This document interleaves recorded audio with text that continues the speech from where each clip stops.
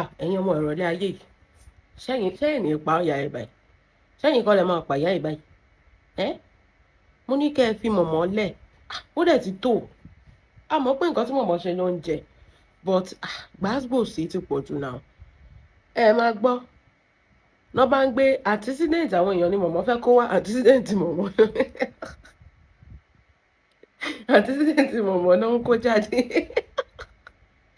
ọlọ́run má jẹ́ kí ọlọ́run má reverse uno ni reverse àdàbí kì í ṣe Lizzy nìkan làdàbí ń já àdàbí gan já mọ́ ẹlẹ́dàá ìgbín tẹ́ ẹ yọ jẹ́nu kara òun ló ń da yín lẹ́jọ́ báwo lèèyàn ṣe máa jẹ̀gbín tán tó wá máa tutọ́ sínú kara ẹ mọ̀ pé ṣẹ́ ni ẹlẹ́dàá ìgbín tẹ́ ẹ yọ jẹ tẹ́ wọ́n tutọ́ sínú kara òun ló ń ba yín fà. But Momo, let's talk about some things because I saw your antecedent on lórí social media, and there's something. I will always notice everything, and there's something I noticed there. First, to begin with, you look chubbier, you look fresher some years ago compared to now. Gbogbo ẹ̀kẹ́ yín ló papọ̀ Momo. Sìgá ò jẹ́, ẹ ti rupture, ẹ ti wrinkle. Kì í ṣe old age. Your old age is not. You are not aging like fine wine. You are aging like shigidi ni kì í ṣe pé kíní. Look at how chubby ojú yín yó even bẹ́ẹ̀ ṣe dàgbàlagbà some 3 years ago compared to now. You look haggard. Ẹ dàbí àwọn tó máa sọ pé the wicked witch yẹn tó máa ń fún Cinderella ní àbújẹ yẹn bẹ́ẹ̀ ṣe rí ń sìn nìyẹn. Mama, stop smoking. Stop smoking. It's not a healthy choice. It's not a healthy vaping gan kì í ṣe healthy lifestyle. Ẹ̀yin àwọn máa gbé gbaná sìgá eruku sìgá ẹ máa gbà ságbárí lóbìnrin ara yín ti yí típà ló yẹ kẹ́ máa wà Ọlọ́run típà ó yẹ kẹ́ lọ máa kó yan rìn ni ara yín ti ẹ̀ tí ẹ̀jọ̀ èèyàn tó wà nínú ìbò gbogbo ara yín ṣe ló rí yamayama. The skin is not skinny. Only the older the berry, the sweeter the juice. The berry and the juice is ó ti bàjẹ́ kò dáa rárá. Ẹ wo bẹ́ẹ̀ ṣe rí tẹ́lẹ̀, ẹ wo bẹ́ẹ̀ ṣe rí nsìn. Ẹ jẹ́ máa gba náà sìgá. Ẹ máa sọ fún wa pé ẹ ń lo èlò lẹ́sọ̀ £150 àbí €150 láti ra sìgá in a month. Is that even a flex? I mean, look at this, ara oko ni yín ṣá. Is that even a flex? Nǹkan tó yẹ kẹ́ ẹ máa mú pamọ́ tí ò yẹ kẹ́ ẹ máa gbé sójú mọ́ ẹ máa wẹ́nu sẹ́gbẹ̀ẹ́. Ọlọ́run jẹ́ kí stroke gba yín mú bẹ́ẹ̀ ṣe ń wẹ́nu sẹ́gbẹ̀ẹ́ yín. Look at the way you are looking. Ẹ wo bẹ́ẹ̀ ṣe rí tẹ́lẹ̀, you look chubby, you look kept, you look like ọkàn yín balẹ̀. Ẹ wo ìgbà tó èèyàn bá ti wá ìṣubú èèyàn gan kiri gan, ìgbà wo ló tó fẹ́ ní time láti take care rẹ̀? Ìgbà wo ló tó fẹ́ ní time láti take care rẹ̀? Ẹ wá rí i pé gbàásùgbò sí ẹ ti wá pọ̀ jù sí ẹ wá sọ fún wa pé ẹ fẹ́ máa ṣe educative chat. Mọ̀mọ́ ẹ kó sì lọ educative chat wo ṣọ́tà ni. You better come back here and come and collect the kóńdó tẹ máa ń gbà yẹn ni gangan ẹ fẹ́ ṣe educative ẹ sọ fún wa lórí social media pé ẹ fẹ́ ṣe ìrírí ayé ṣé kò lulẹ̀ ni ẹ ti ẹ bẹ̀rẹ̀ kó tó fail ẹ tún ti rí pé wọ́n ti ń kẹ́gbàpò yẹn wá ń yí ẹ wá fẹ́ máa sá lọ ẹ fẹ́ máa jápa àwọn olè fẹ́ máa lẹ́rọ pé ìyẹn máa help ṣé àwa wájọ èèyàn tó máa fọ́ fún yín mọ́mọ́ 20 ọdún 30 ọdún ẹ máa jẹ̀yà ni kẹwàá nù sáré ẹ máa jẹ̀yà ni torí gbogbo nǹkan ibi tẹ́ ẹ ti ṣe fún àwọn èèyàn lórí social media bẹ́ẹ̀ ṣe rò pé kẹ́ bá tiwọn jẹ́ òun ló ń ṣe kí ni òun ló ń tàn padà sí yín lórí ẹ̀yin àgbàyà yìí tó bá jẹ́ pé ẹ ṣe lé ẹ tún mu jẹ ẹ tún máa ṣe ní ẹ tún mu jẹ ẹ̀rẹ́ àtọdún tẹ tí mu jẹ ni wọ́n ní gbogbo ọjọ́ ni tó lè ọjọ́ kan ni tó lóhun ilẹ̀ ti mọ́ bá yín sí mọ̀mọ́ gbogbo ẹ̀ṣẹ̀ tẹ́ ti ṣẹ̀ ẹ máa kéré ẹ̀ sí 2026 ọdún ẹ̀san ni fún yín ẹ ní gbàgbé tẹ́ máa fi kú ẹ máa kéré ẹ̀ ni ẹ wá ń sálọ ta ni bàbá bébì ẹ tí ẹ mọ̀ bí tẹ́ fẹ́ sá sí I don't understand ẹ̀yin tẹ́ sọ pé ẹ fẹ́ máa ṣe educative chat ṣé inú educative chat ní ta ni bàbá bébì tún wà I don't understand ẹ lọ bèrè lọ́wọ́ Tina ta ni ta àwọn olóńgbà lóyún tó hàn gbóyún lọ́wọ́ ẹ̀ tó ń sọ ọ́ di baby mama why can't you focus on your own children ó máa sọ pé òun ọ̀rọ̀ ayé kankan òun ò ṣe kinní kankan ọ̀rọ̀ ilé ayé àwọn ọmọ ẹ̀ ń dojú ìwọ gbé yẹn wá kó wá sọ fún wa lórí social media báyìí wọ́n ṣe ń dojú ọmọ ọlọ́mọ la máa ń pè lábẹ́gúndé tó bá ti dọ̀mọ́ tí yín báyẹn máa pa má bẹ́ ìyá kankan ló bí gbogbo àwọn èèyàn tẹ́ sọ pé fẹ́ mú wálẹ̀ yẹn ìyá kankan ló bí wọn ni ẹ̀yin ìka àgbàyà àgbà òṣì àgbàjẹ́rà ìfú àgbà rọ́dọ̀rọ̀dọ̀ rédèrèdè ẹ wá fẹ́ máa sá lọ ibo lẹ mọ́mọ́ you better come back here you better come back here kẹ́ ẹ lọ a tún máa fà yín padà kò síbi tẹ́ ẹ lè lọ tẹ́ ẹ ní jẹgbà ṣé àgbà yín du city boy movement kan tó lù yín pọ́npọ́n lórí mbẹ́ ṣáà mọ̀ pé ẹ tiẹ̀ lọ síbẹ̀ ṣé a tiẹ̀ mọ̀ bẹ́ẹ̀ ṣe débẹ̀ ṣèbí ìgbà tẹ́ ẹ débẹ̀ náà ọ̀nà tún fi yín ṣẹ̀sìn tẹ́ rò pé ti island ẹ̀yin náà máa pè torí ẹ̀yin ni blogger gbogbo èèyàn ti mọ̀ pa láyé bàjẹ́ ni kò síbi tẹ́ ẹ wọ̀ tí ò kì í dàrú náà mọ̀ kò sáyé èèyàn tẹ́ ẹ wọ̀ lẹ́nìí tẹ́ ẹ̀ ní bá tẹnìyẹn jẹ́ last gbogbo èèyàn ti mọ̀ pé ayé yín ti rún jẹ́gẹ́ fún yín nobody want to associate with you anymore ṣe rí gbogbo time tẹ́ máa ń fẹnu ẹnu dùn wúrú fọ̀ lẹ́yìn èèyàn tó ń fẹnu wa mọ́tò kò kì í jam tẹ́ máa ń ṣe fún wa yẹn gbogbo ẹ̀ sí o ti ká lójú everybody ewé ti sunko bẹ́ẹ̀ ni ewé ti sunko ojú everybody ti là ń sìn you do you collect ni kò sẹ́nibody tó ní respect anybody kò ní dáa fún respect àti respect àti fún yín tẹ́lẹ̀ àti respect tó wà lọ́wọ́lọ́wọ́ ń sìn kò ní yẹ gbogbo wọn papọ̀ ni kò fẹ́ dáa fún respect ni ẹ máa tẹ orí àwọn èèyàn mọ́lẹ̀ ẹ máa bá yé àwọn èèyàn jẹ́ ẹ máa jókòó pé kọ́ máa respect yín kò ní dáa fún 65 ẹ jẹ́ kó rí yín pé ẹ fẹ́ ṣe educative chat mọ́mọ́ we know that you want to use that one to cover up so that àwọn èèyàn ní máa bú yín mọ́ ẹ gbàgbé a kì í ṣọmọ ọwọ́ náà a máa bú yín bẹ́ẹ̀ ni torí mo mọ̀ pé inú educative chat yín náà ẹ máa ju òkú ọ̀rọ̀ ẹ máa ju òkú ọ̀rọ̀ torí ẹ̀ náà làwa náà ò ṣe ní fi yín sílẹ̀ you are looking for a way to ṣe kọ́lọ́kọ́lọ́ kó o sá lọ níbo we die here tó bá ní educative chat you will not announce anything gbogbo nǹkan tó announce fún wa lórí social media dè ní àárín nǹkan kan ẹnu yìí náà ni number 1 ó ní gbogbo story dọ̀kásì ló ń gbé bọ̀ ó ní gbogbo ẹ̀ náà ti kó fún ẹ screenshot àti voice note ẹ̀ dè ní àárín nǹkan kan àárín nǹkan kan ọ̀rọ̀ Sisi Alágbo tó sọ pé you are sure you are going to get her arrested ó dẹ̀ máa gba lọ́ọ̀yà fún kínní ẹnu náà ni ìgbésí ayé ìbílẹ̀ tó sọ pé òun gbé bọ̀ bó ṣe pààyàn bó ṣe send video sí ẹ ó máa play gbogbo ẹ̀ lórí YouTube ó ń dàbá ìmọ̀mọ̀ mo ní believe this woman at your own risk she's mentally unstable ó ní psychiatric plantation kọ cassava ni she's mentally unstable bó ṣe máa fẹnu parọ́ ju anything lọ wọ́n fi rọ́ ṣe é ni ó fẹ́ kí gbogbo ẹnu tó ń kùn kó kúrò ń bẹ ó rí bó ṣe ń kó àṣìṣídẹ̀ǹtì ẹ̀ jáde tẹ̀bí gbogbo yín rò pé dọ́kàsì ló burú lórí social media yìí ẹ rí nǹkan tí MHM ń ṣe fún mọ̀mọ́ for the past few days ni mi ò mọ nǹkan tí mọ̀mọ́ ṣe fún MHM fídíò kan show kan péré ni mọ̀mọ́ ṣe fún MHM má play show mi mọ́ ní MHM gbà náà jẹ ní MHM gbà ṣé ok ṣe bẹ́ẹ̀ máa sọ pé dọ́kàsì burú ṣèbí MHM bú dọ́kàsì gbà tó ń drag dọ́kàsì kí ló dé tí MHM ń bú mọ̀mọ́ ń sìn kí ló dé tó jẹ́ pé MHM ló wá jókòó tó wá ń báyé mọ̀mọ́ jẹ́ tó ń gbé fídíò mọ̀mọ́ mọ́ òwe yìí èèyàn tó fẹ́ sunjẹ tẹ́lẹ̀ ni mọ̀mọ́ yín tó wá fi epo para she thought somebody àwọn èèyàn fọ́ fún àwọn èèyàn gbà tiẹ̀ no MHM dẹ̀ ń dùn ẹ́ nígbà yẹn pé àgbàlagbà ni kò yẹ kẹ́ máa ṣe báyìí sàgbàlagbà kò dáa nǹkan tí MHM ń ṣe ń gbogbo gbà yẹn nìyẹn for this stupid woman tó jẹ́ pé kò lè mọ̀re tó máa fi kú nǹkan tí MHM ń ṣe ń gbogbo gbà yẹn nìyẹn o wípé peace should reign o ẹ má ṣe báyìí fàgbàlagbà ẹ ṣàmọ̀ pàgbàlagbà ní woman yìí kò yẹ kẹ́ máa update fún kò yẹ kẹ́ máa ṣe gbogbo ẹ̀ fún at the end of the day MHM kan ló ń bojú ẹ̀jẹ̀ ń sí ta ni mọ̀mọ́ ò bá ẹ wo bílẹ̀ ṣé bílẹ̀ ò bójú mọ̀mọ́ jẹ́ náà last mọ̀mọ́ yín wá ń tẹ́ kiri ó ń tẹ́ nílé ó ń tẹ́ lóko ó ń tẹ́ lọ́dọ̀ vendor ó ń tẹ́ lọ́dọ̀ advertiser ó ń tẹ́ ní ọ̀dọ̀ bloggers ó tún tẹ́ lọ́dọ̀ student ẹ wo báwọn student MHM ṣe ń wọ́ọ̀ṣì mọ̀mọ́ gbà tó jẹ́ pé ẹ̀ ní fira yín sípò àgbà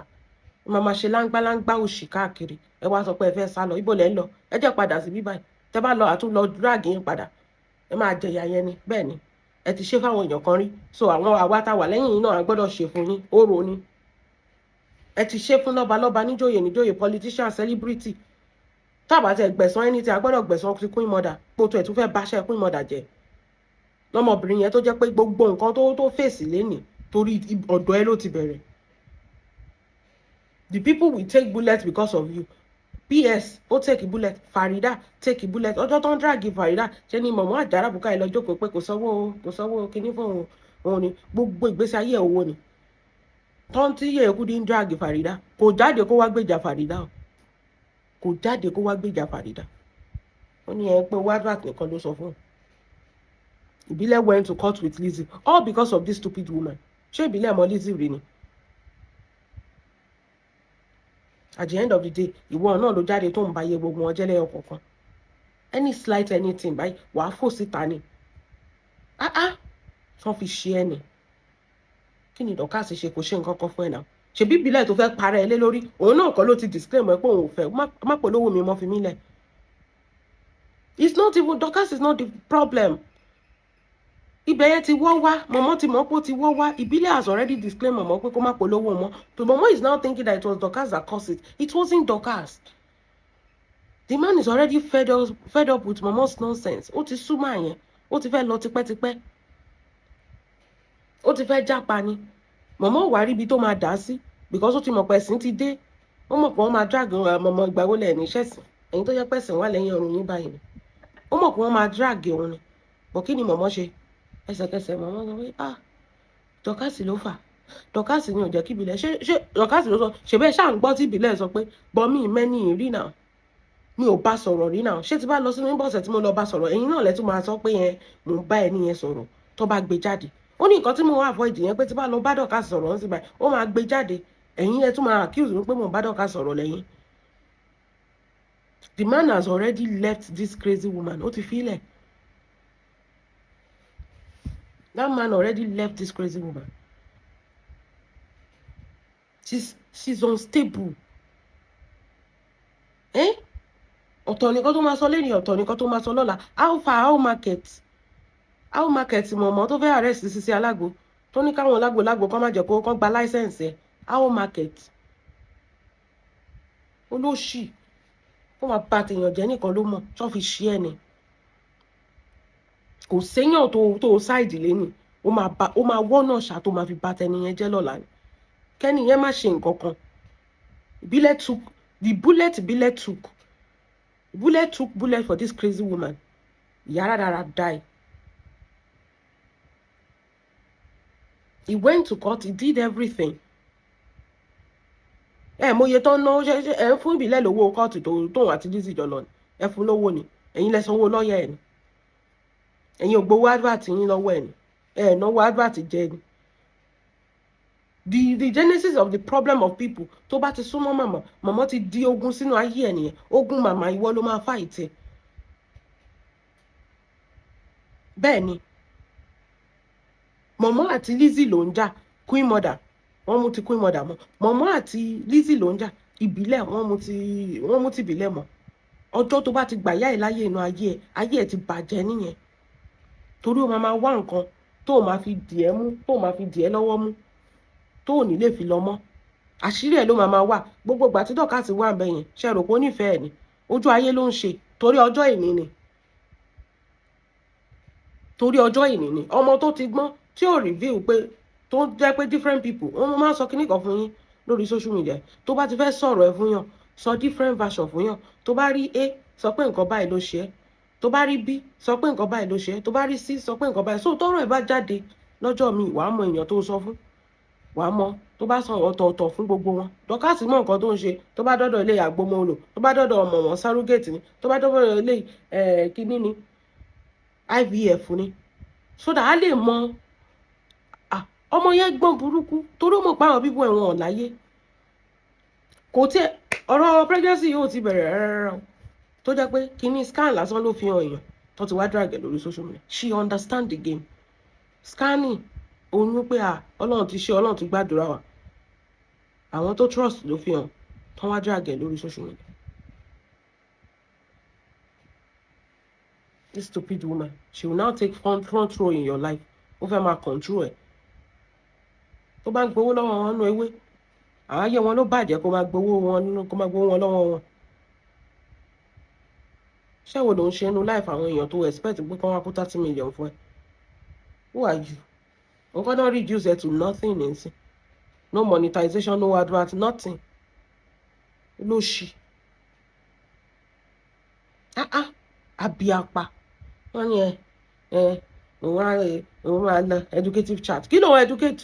orí educative chat la ṣe láti ọjọ́ yìí ṣègbè pé ló ń ṣe èébú ló ń bu ayé àwọn èèyàn ló ń bàjẹ́ ṣó mọ how many years tó ti wà ń bẹ́ẹ̀ educative chat ò gbé ẹ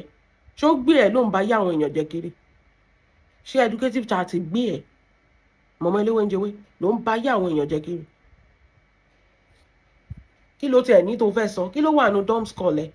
táwọn wo ló fẹ́ educate, ìwọ tó yẹ kó máa educate ó jáde ó fẹ́ educative chat, ìwọ tó yẹ kó gbéjé sílẹ̀ báyìí kó máa kọ́ ní abidi òun ló fẹ́ educate, àwọn òun ló fẹ́ educate, ó rí bá ṣe ń educate ẹ lẹ́nu ọjọ́ mẹ́ta yìí pé ìyá àgbàlagbà ò kì í ṣe láńgbáláńgbá tó ń ṣe kiri, ìwọ tó yẹ kó pèsè lẹ́kọ̀ọ́ máa kọ́ ìwọ ló sọ pé ó fẹ́ kọ́yàn, kí ló wà nínú ìgbésí ayé ẹ̀ tó fẹ́ fi kọ́yàn, what is the good example that you want to lay for somebody, tell me. Orí èwo nípa ṣe pọ̀n kí la fẹ́ rí kọ́ látara ẹ̀, orí pé àwọn èèyàn ti jápa wọ́n ti píìkì rìlé kó má bá tiwọn jẹ́. Dorcas sọ pé ní Nàìjíríà tó ń wá ṣe náà ń béèrè pé ṣebí you are close to this person, ṣebí you are close to wọ́n fẹ́ bẹ̀ṣẹ̀ Esabod wò lára Dorcas ọmọ ọlọ́mọ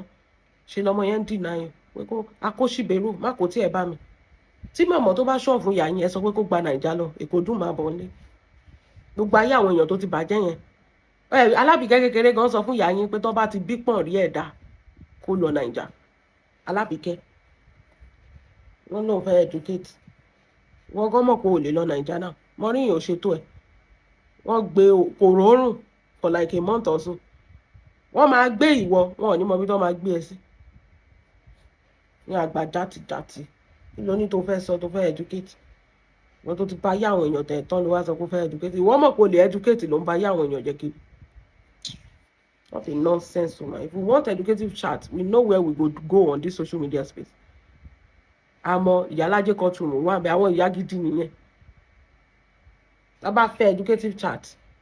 àwọn ìyálájé ojowúkú orí ẹ̀ máa tún gbóná ni. Views na water gbogbo nǹkan tó ń pa ẹlẹ́kún lórí social media tó ń ṣe fẹ́ngẹ́fẹ́ngẹ́. Ìyálájé is getting it for free. Monetization na water, advert na water. Àwọn èèyàn ganu sọ́dọ̀ ìyálájé ni. Àwọn ìyá abiyamọ ni wọ́n. Bí àwọn tó ń sòdodo iṣẹ́ àwọn abiyamọ bíi tiẹ̀ tó jẹ́ pé kó máa ba ayé èèyàn jẹ́ ni, ìgbà tí Alájẹ máa bá sísá alágbò wíṣẹ́ kò bá wí with love, lórí burúkú di tán ẹ̀ ní ẹ̀ ó máa pẹ́ lọ́pàá ó máa gba lọ́ọ̀yà torí pé wọ́n ṣe tírí sàn ní kàn gba láísẹ̀nsì lọ́wọ́ ẹ̀ gbọ́mọgbọ́mọ ni ó ń jíyàn gbé,